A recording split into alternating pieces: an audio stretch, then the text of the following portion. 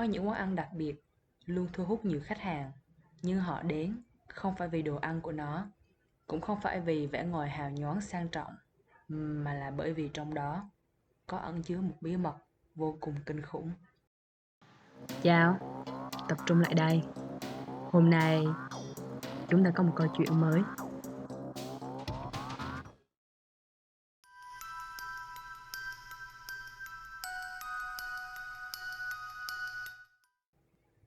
Gia đình Châu vừa khai trương một tiệm bán cơm. Tuy nhiên, trừ ngày khai trương ra thì những buổi khác hầu như không thu hút được quá nhiều khách hàng. Cô cũng đã đề xuất với gia đình mình về việc quảng bá quán cơm của họ trên mạng xã hội. Dù thế thì công việc làm ăn vẫn không khá khẩm hơn là bao. Họ thử đủ mọi cách như giảm giá, khuyến mãi thì tiệm vẫn không thu hút được quá nhiều người. Ấy vậy mà quán cơm ở phía đối diện nhà họ thì đông khách đến lạ. Châu cảm thấy lạ ở đây là bất kể thời điểm nào trong ngày thì quán cơm tên Hồng đó vẫn nườm nượp khách đến người đi. Họ chưa bao giờ trong tình trạng thiếu bàn, và nhân viên phục vụ thì phải tuyển liên tục. Trong khi đó, cả hai bên đều mở gần như là cùng nhau. Nhưng nếu xét về độ chịu chi để trang trí thì quán cơm đó thua xa. Không biết ở đó có gì mà khách lại thích thế. Không gian quán, nó cũng là một ngôi nhà bình thường, được sửa sang lại để thích hợp hơn cho việc buôn bán. Hai nhân viên, nhiệt tình cũng tốt, nhưng quán mình thì cũng đâu kém cạnh. Chỉ có một lý do duy nhất: đồ ăn của họ. Trong lúc Châu đang mải mê suy nghĩ thì bố cô tiến lại gần. Ông nhìn theo hướng của Châu, trông thấy tiệm cơm Hồng thì im lặng một lúc lâu. Quán đó hẳn có người thần tài đỡ đầu đây mà. Nghe thế, Châu liếc nhìn bố mình. Người thần tài? Ông gật đầu rồi quay sang giải thích cho cô. Cái này là truyền thuyết với những người bán buôn. Việc đón chào người khách hợp mệnh giống như chọn người cùng tuổi để đạp đất vào ngày giao thừa. Người càng hợp bước vào quán sẽ kéo theo rất nhiều khách, mang lại sự thịnh vượng cho chính quán ăn đó. Bởi vậy mấy người kinh doanh thường mong mỏi tìm kiếm người thần tài cho mình. Bên cạnh chiến lược, chúng ta còn phải nhờ một phần vào tâm linh. Ông nói vậy rồi thở dài, trong lòng không khỏi mong ngóng quán ăn của mình bằng một phần nhỏ của tiệm đối diện. Khái niệm người thần tài đã cho Châu một suy nghĩ khác về cách thức kinh doanh của quán cơm Hồng. Cô biết quán sẽ chỉ đông đúc khi có người thần tài ở đó, và khi người ấy rời đi thì sẽ chẳng còn ai đói hoài đến món cơm của họ. Đó là cái giá của tâm linh, đến và đi rất nhanh. Sau buổi nói chuyện với bố, ngày nào Châu cũng không ngừng quan sát quán cơm Hồng, và cô lại phát hiện ra điều gì đó. Hình như là quán cơm đó càng lúc càng ít khách hơn. Cụ thể là số người xếp hàng cứ vơi dần, rồi đến một ngày, cô thấy chẳng còn ai xếp hàng ngoài quán cơm nữa, kể cả bên trong cũng vậy. Tình trạng ấy kéo dài được hơn một tháng, càng khiến Châu nghi vấn nhiều hơn về câu chuyện người thần tài của quán cơm Hồng. Có lẽ họ đã bỏ đi, có lẽ quán cơm đã không còn người phù hộ, hoặc đơn giản là do đồ ăn càng lúc càng xuống cấp. Với mong muốn loại bỏ đi những suy đoán mơ hồ ấy, Châu quyết định phải vào đó trải nghiệm một lần. Ngày hôm sau, Châu cùng người bạn thân của mình là Duyên bước vào quán cơm.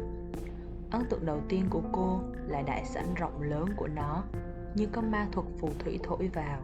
Bề ngoài nhìn tù mù khó chịu, mà bên trong lại sáng sủa, thoải mái vô cùng. Quán có 2 tầng, tầng bên trên vì không có khách nên phải tắt bớt đèn, tạo điều kiện cho bóng tối kéo đến, bao trùm một nửa không gian. Châu và Duyên cùng gọi món cơm chiên. Người phục vụ ở đây không niềm nở, mặt họ không biểu hiện bất cứ điều gì. Họ chỉ nhận món và đem lên như một cái máy. Đồ ăn của họ cũng không quá xuất sắc. Suốt quá trình thưởng thức món ăn, chỉ có điều duy nhất thu hút sự chú ý của Châu. Đó là tiếng chặt thịt phát ra từ nhà bếp. Phục vụ nhận ra sự phiền nhiễu của cô, liền nhanh chóng lui vào bếp, nơi cách sảnh ăn chỉ bằng một lối đi phủ bằng tấm rèm đỏ. Và sau đó, âm thanh ấy không còn nữa. Nhưng dù thế, tiếng vung dao xuống thớt mạnh bạo như vậy đã hoàn toàn đi vào tâm trí Châu. Nó ám ảnh cô, đi sâu vào trong giấc mơ, khiến cả đêm cô thao thức. Sáng hôm sau, trước sự ngỡ ngàng của Châu, quán cơm Hồng đã đông đúc trở lại. Khách từ lúc nào đã thi nhau xếp thành hàng còn dài hơn so với những đợt trước. Quái lạ, qua một đêm thì không thể nào lấy lại khách nhanh thế được. trừ phi quán cơm đã tìm thấy người thần tài mới. Mình thấy ở đây khá ổn, nên có dẫn theo người nhà đi ăn để ủng hộ quán. Ai dè hôm nay nó lại đông bất ngờ vậy. Đang ăn ở đó hả? Ừ, để xong bữa rồi nhắn tiếp. Chụp cho Châu bức hình bên trong nhà hàng. Đông nghẹt người, họ chan lắng nhau, dường như không ai muốn rời đi. Nhưng rồi hôm sau cũng sẽ vắng lại thôi. Người thần tài đến rồi cũng đi. Nhưng mọi chuyện không giống như cô nghĩ. Lượng khách ra vào quán vẫn rất tấp nập. Châu không khỏi bị ám ảnh về tiếng động phát ra trong nhà bếp kia. Và có gì đó trong thâm tâm thôi thúc cô hãy vào quán cơm ấy một lần nữa. Dường như bọn họ đang cất giấu những bí mật gì đó, những điều kinh khủng nào đó. Châu gọi cho Duyên, nhưng mãi chẳng thấy nó bắt máy. Thế là cô quyết định tìm hiểu một mình. Châu vừa bước vào, liền lựa thời cơ lúc những người khác đang xô đẩy mà lẻn đi. Cô hướng tới tấm rèm nhung đỏ dẫn vào bếp kia. Trong nhà bếp bao nhiêu người ra vào tấp nập, khói ngút ngàn chẳng nhìn nổi mặt nhau. Châu khom người đi chậm chậm, để ý bên cạnh bếp còn có một cánh cửa đỏ, trông bí ẩn vô cùng. Thế là cô nhanh chóng luồn mình vào trong.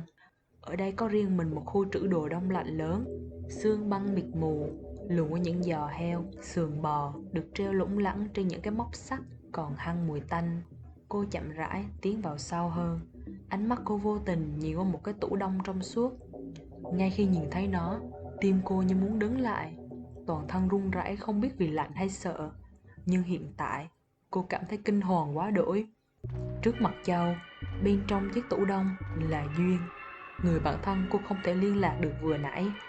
Nó đang nằm bên trong, cứng ngắc, vô hồn. Chưa kịp hét lên, một bóng dáng to lớn không biết đã đứng ở đằng sau từ lúc nào. Đó là người phục vụ mà họ đã gặp lúc trước. Hắn ta với gương mặt đậm đậm sát khí, nở một nụ cười. Cô bé thấy đấy, đó là cách bọn tao giữ người thần tài mãi mãi phù hộ cho nơi này.